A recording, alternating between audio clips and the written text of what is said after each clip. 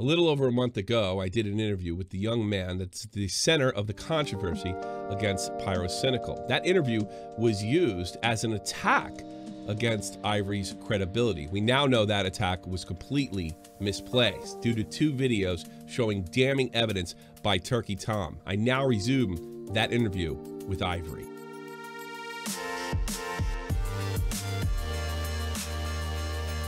Hey, I'm Tommy T, and this is Shot from the Point News, and I'm here to talk about the Pyrocynical aftermath. Turkey Tom dropped a video on December 10th, the Pyrocynical files plus new leaks. And I'm here to talk about that with the person that made the allegations, Ivory Rasmus. Ivory, thanks so much for being on. I do appreciate it. Listen, I don't think it's... There is very little doubt in my mind. We're talking about the 99.9 percentile. Pyro would have to missed in order to not know your age was 15. Without getting into that, what were the last, I guess, because we haven't spoken to each other in a month, in about 30, almost 40 days. Your stories remain very consistent.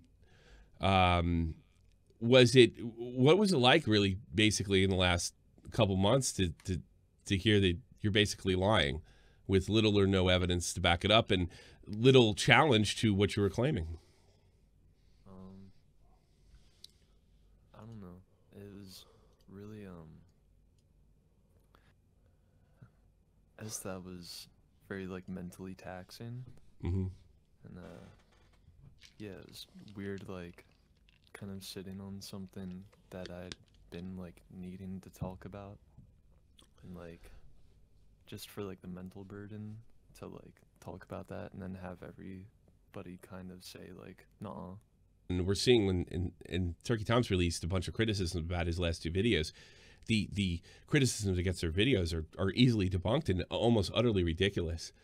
I mean, it almost feels like there was this guy named Baghdad Bob during the Second Gulf War, and he would say these ridiculous things like they were destroying the Americans on every front, while the place that he was announced broadcasting from was being bombed by the Americans. It almost feels like they've resorted to Tokyo Rose, Baghdad Bob type of propaganda tactics to protect somebody they probably don't even know. I mean, that's got to be a bit overwhelming, huh? To see what people will do to protect their internet heroes, I would imagine. Yeah, it was kind of, it's kind of eye-opening to, like, the bad side of, or being on the bad side of, like, public opinion. Yeah. It's very, like, it's weird how, you see, like, people kind of resort to, like, chipping away at your mental health when they have nothing else to prove. Do you think that they're deliberately attacking your mental health, or do you think it's just obsession over celebrity? I think it's, I think for some they do it knowing, but for others it's like, that's like what their actions are, but that might not be their intentions. To get you to pop, you think? To get you to do something or say something crazy that hurts your credibility? You think that's the idea? Yeah. Or to, like, get me to back down, kind of. It is the, yes, I think that's probably a fair criticism.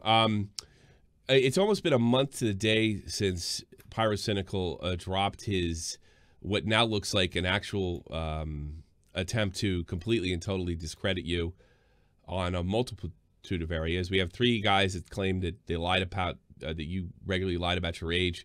2 of them have recanted.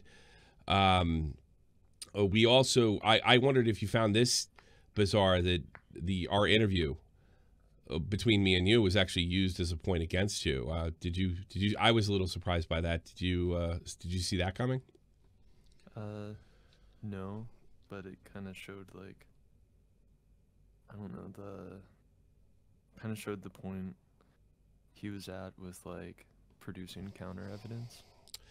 Yeah, I guess so. And at first it seemed to go over quite well with the community, but I think what happened is, I think our interview, you came off as very sincere, and it gave the maybe the bigger YouTubers an opportunity to sort of chip away at what Pyro was saying. Now, one of the points against you, which I would have agreed with at the time, But with Turkey Tom's recent video, it's made me evaluate that. There's a point in the video where I ask you if you understand what grooming means. And without going over too much of it, I don't think your explanation was very good. I didn't think I didn't think you were lying, and this is the way you felt. And your definition, I thought, wasn't very good as well. I didn't think you were lying. I never thought you were lying for a minute. I just thought that this was maybe stronger language than that. That was necessary, and it didn't actually fit what was going on. I now believe that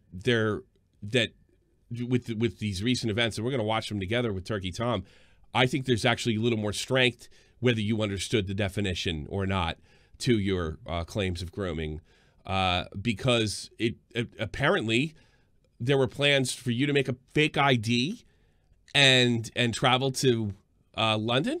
Is that true? Yeah, get into a club. Why would you need a fake ID to travel to London? To, like, go drinking, I guess. Drinking? But what about flying? Wouldn't you need a fake ID? I mean, we're talking about, that's a pretty big crime to lie about your age and get an airplane and travel overseas. I mean, you need a fake... Yeah. I mean, wouldn't you need a fake passport if that was the case? Nah, the ID wasn't for, like, getting the flight. It was for, like, going to the club afterwards, I think. It was going to the club afterwards. Minors can fly by themselves if they have, like, I think, note from their parents. And a note from their parents. Mm-hmm. I thought you would need an escort at that age, but I'm not 100% sure. So at that time, that conversation about you getting a fake ID was between you and Ida? Is that correct? No, it was between me and Niall. It's between you and Niall directly. Were you 15 and or 16 years old at the time? I wouldn't know if I didn't see the DMs. Okay. Yeah. All right, let's watch some of the Turkey Tom video. This goes over probably the weakest point against you, but the strongest point when it comes to optics. And one of the things that it's just the easy way to dismiss an argument by talking about your motivations. And your motivations are irrelevant. Whether you're doing this for clout or not is irrelevant. But I missed something in our last interview when I talked about optics of singing a song about getting E-fame, and you agreed with me. I wish you would have told me that it was almost presented to me, or my understanding was that the song you sang was right after you dropped the allegation. Let's watch Turkey Tom's video a little bit. That many used to claim that Ivory is a clout chaser, which I will assess now. This video was largely circulated on Twitter, claiming it to be evidence that Ivory is merely a clout chaser. E-fame. E-fame. Is the only thing I want. The song is obviously done in jest, and anyone should be able to see that. But most people are under the impression that this is a recent video. However, if you simply look at the clip, the bottom right-hand corner clearly shows that the recording is from 2016. That is devastating to this. Who's this guy? This guy is a deceptive jerk off. Yeah. Because I was under the impression as well, and you apologized for it. Yeah, that probably wasn't the best idea, but I mean, I don't even know why you apologized to me. You had done it 4 years prior, and they took it out and they made it out like you had done it right after you dropped the allegations against Pyro. Yeah. I mean, he was literally in the call in that clip too. That's the next part of this video that I didn't know. I'd been going over this with Tom. I've been purposely behind the scenes and putting my I guess I was a special guest editor to put it lightly. And I told him how I thought he should change it and do this, but I had nothing to do with this video, and I was not aware of any of this information. And you're right. This is truly unbelievable. The person who leaked this video initially, Crass, is someone who has been constantly deriding Ivory on Twitter and calling him a clout chaser with no proof other than this video. This is a recording that Crass has supposedly said is around the same time that Pyrocynical and Ivory met.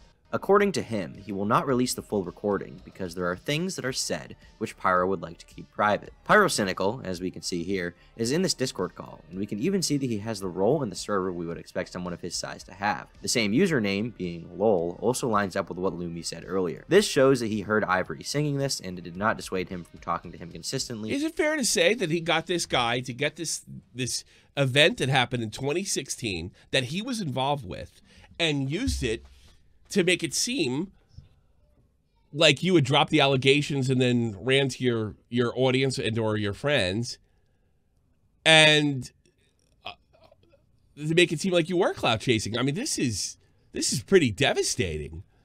I'd say Crass has like a personal vendetta against me and has no like affiliation with Pyro, really. Mm. And like that was just a thing. He had been tweeting that like a year ago. Like he tweeted that video, but he just dropped it again as soon as the allegations came out. And this goes into the thing we were talking about before. I mean, it's just amazing what people will do. Yeah. It's kind of a... This is 4 years ago. This is completely out of context. This has nothing to do with your allegations. I'm trying to think. It's 11/11, 2016. This is before the event happens at all, because it happened in February of 2017. Yeah, that was literally, that call was me meeting Pyro in voice chat. Like, it's completely irrelevant. Yeah, what was done to you is just garbage. Let's keep watching.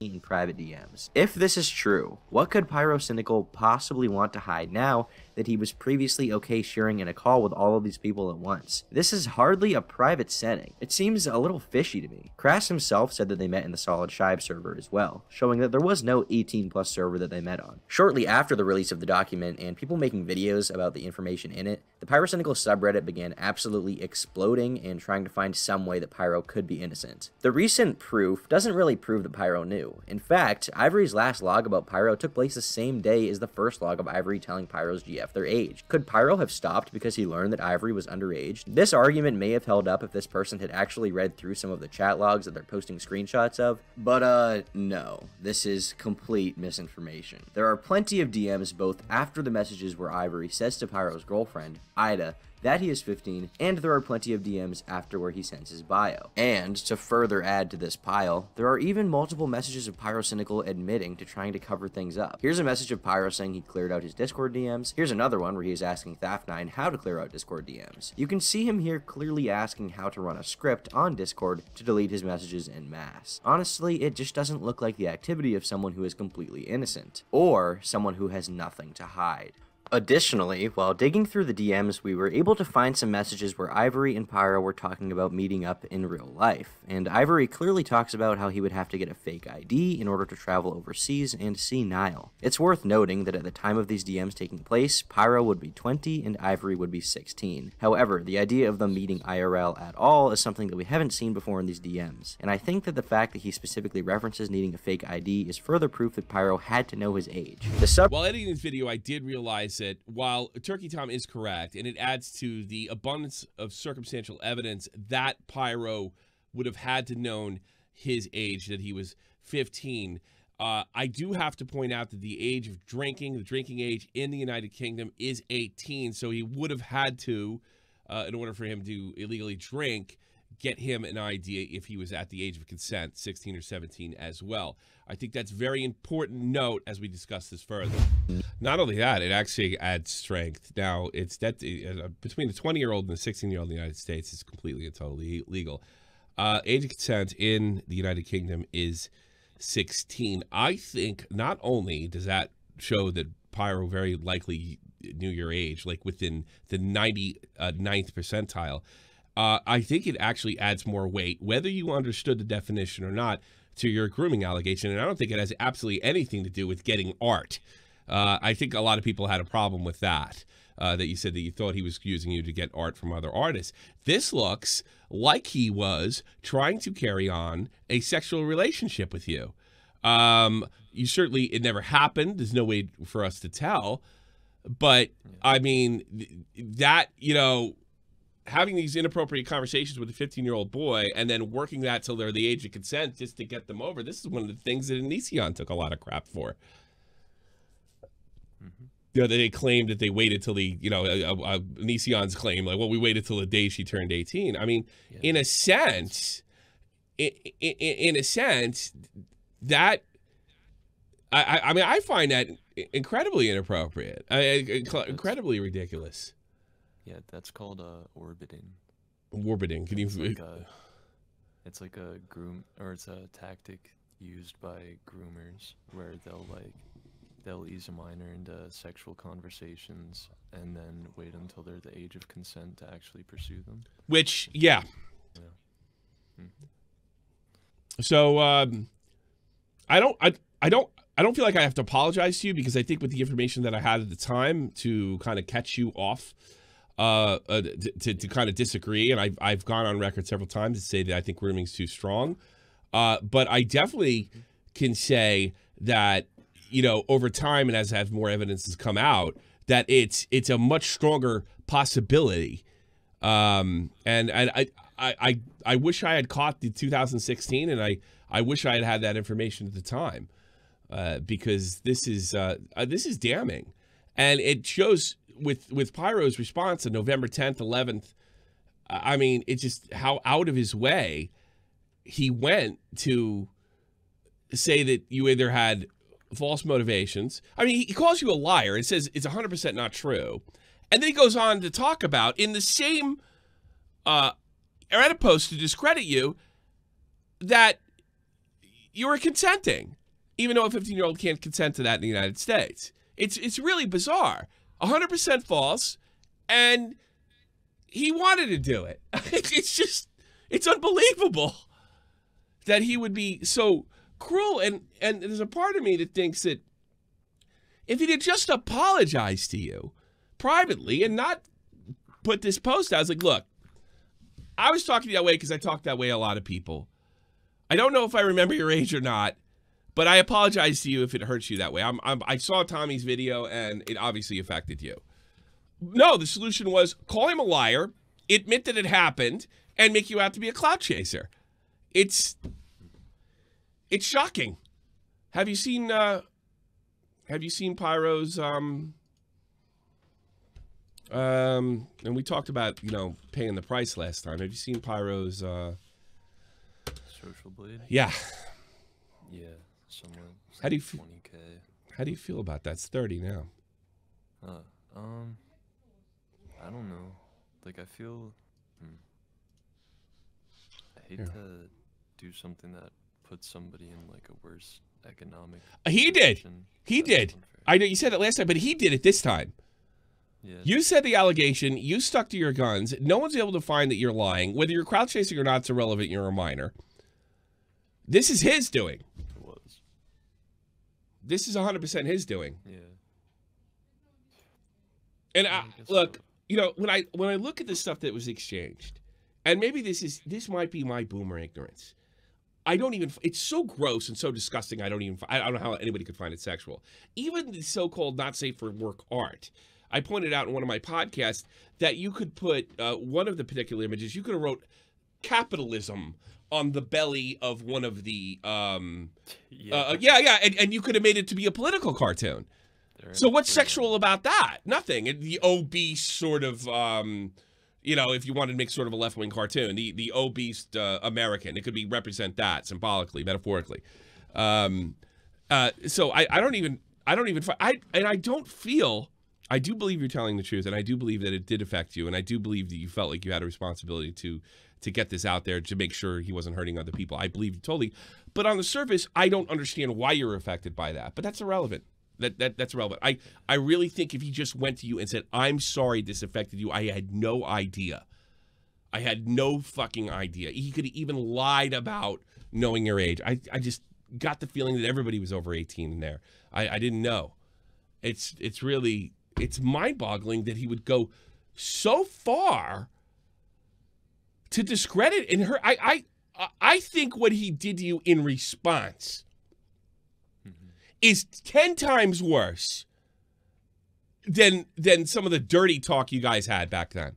the other thing is that's shocking is to make you out to be a racist because I guess you wrote the N-word 1 or 2 times. Is that correct?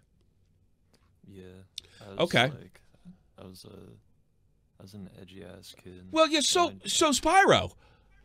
Some of these responses with you. I mean, I'm not one of these people. If you say the N-word, is indicative of you hating minorities. I think that's a ridiculous statement on its face, especially when minors are doing it just to be jerks and what have you. I'm sorry. If you believe that you're a racist, then you believe in if you believe you're simply because a word is uttered. Then you're superstitious in my book. I mean, that's if you want to show me true racism, show me where people are being oppressed. Show me where people are not getting jobs. Show me those. Simply by uttering the word is utterly ridiculous and stupid. And the best part about that is he did it too with you. You know? Yeah, I think a big part of that is like people don't realize that like they're contributing to that stuff, like oppression of minorities, by saying it, but that's a whole different argument. Yeah, that's a different argument, and I disagree with you on that. I don't think they're contributing. I think it's just a word by itself, because once you get into something like that, then it's like, oh, step on a crack, you break your mother's back. I mean, it's a whole slippery slope fallacy if you get it down to it. You know, it's not a nice thing to say, but I mean, I'm sorry, the contribution part is debatable, and you know, I don't look. I really don't think somebody like you, who's interested in things like BLM, and don't you have the ACAB thing in your and you think, I don't believe for a minute that you at any level want to oppress some minorities. You know, and I think you should think about that when you're arguing with people that disagree with you too in the future. But that is for another time. I don't believe that. I don't think there's any evidence of it. I think it's evidence of being an idiot at the worst. And also, like, the point could be made that, like, I don't know, if somebody had made it normalized for me as a minor to receive like heavily sexualized content, then like why wouldn't they have me saying a word I don't understand? I suppose. Did you not understand? In fairness, did you not understand what that word meant at 15? I mean, I didn't understand the weight of it.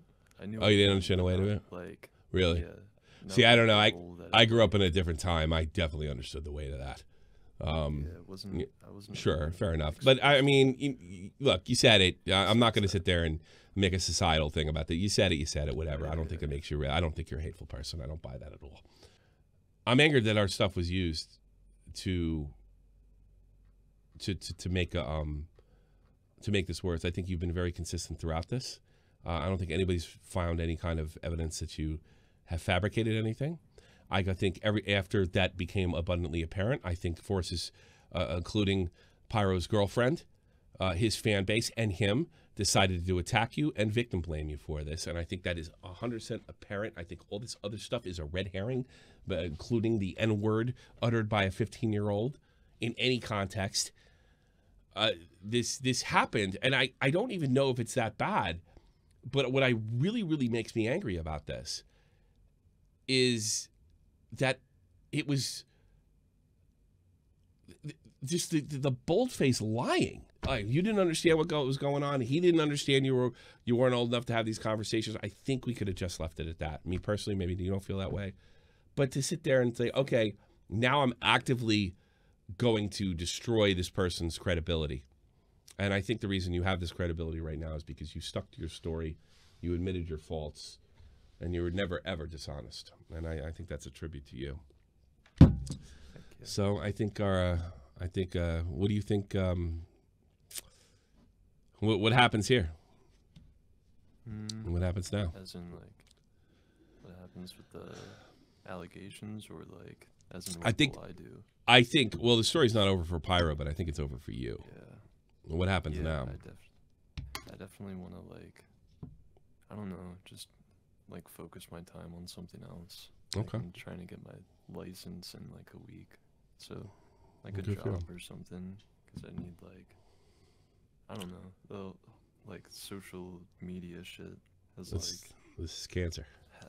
Yeah, I haven't been able to look away from it, and it's been like just people telling me that shit that happened didn't happen. It's been like fucking mentally. And it happened. Kind of left like a bad taste in my mouth whenever I use like Twitter or YouTube or anything, because I'm constantly like a few clicks away from something that could like obliterate my mood. But I have like morbid curiosity.